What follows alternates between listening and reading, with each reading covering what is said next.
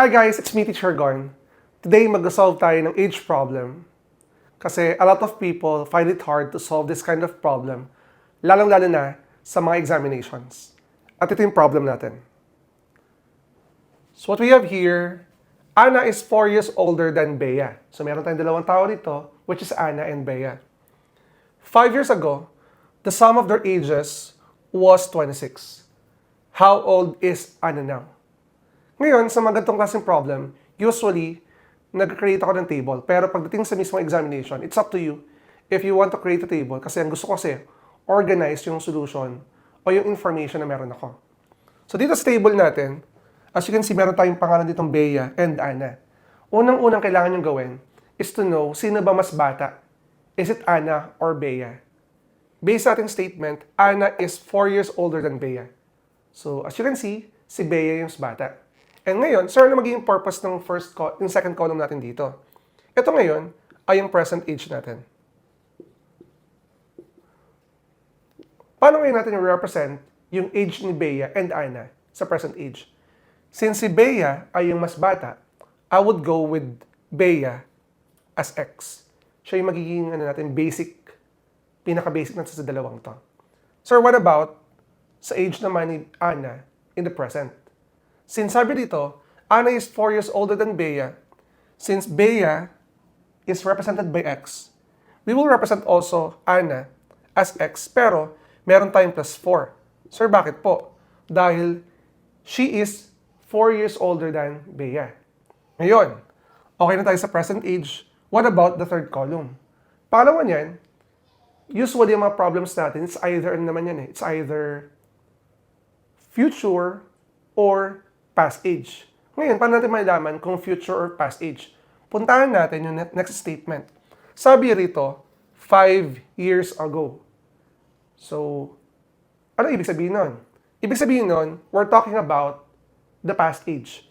So, lagyan natin dito, past. So, sir, paano ngayon natin kukumpletuhin yung mismong column for the past age? So, dito, since sabi dito 5 years ago, that is minus 5. So, ang gagawin natin ngayon dito, we will subtract 5 from the present age of Bea and Anna. Meaning, for the past age of Bea, that is X minus 5. And for Anna naman, that is X plus 4 minus 5. Ano magiging sagot natin doon? This is X minus 1. Again, X plus 4 minus 5 is X minus 1. Since okay na tayo sa table natin, ang gagawin natin ngayon is we will use this information. Sabi dito, 5 years ago, the sum of their ages was 26. So magkakreate tayo ngayon ng equation.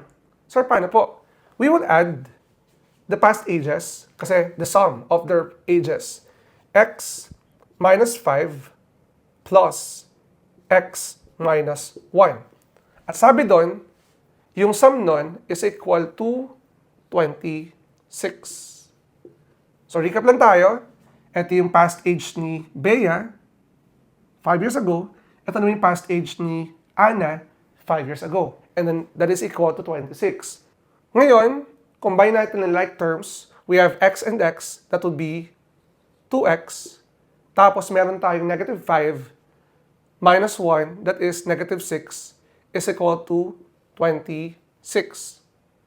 Simplify natin or solve natin yung equation. Transpose natin yung negative 6 sa kabila, magiging 2x is equal to 26.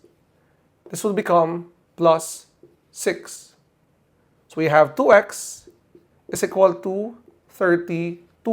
And always, ang ipang-divide natin yung katabi ng variable.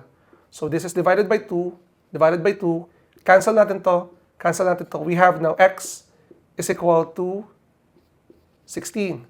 Ito ngayon yung value ng x natin. Pero, huwag tayong magsasettle dito. Dahil kailangan natin puntahan yung last part of the problem. Ang tanong dito, how old is Anna now? Si Anna, saan natin titignan? Present or past? Sa present kasi now yung tinatanong. So, this is the present age of Anna. We have Anna is equal to x plus 4. So, paano natin kunin yung sagot dito? Gamitin natin yung variable x or yung value ng x na meron tayo dito, which is 16. So this will become Anna is equal to 16 plus 4. And ibig sabihin nito that the present age of Anna is simply 20 years old. So, ganun lang siya kadali, guys. So, pagdating sa mismo age problem, kailangan nyo naman gawin dito is that you need to analyze the problem at kailangan organize yung problem nyo. So, I hope you learned something from this video. I hope, guys, na natutunan nyo kung paano mag-solve ng ating age problem. By the way, guys, meron nga pala tayong final coaching para sa ating civil service exam. Kung gusto mo sumali at matulungan ka namin makapasa sa darating na civil service exam, mag-comment ka lang ng how to join.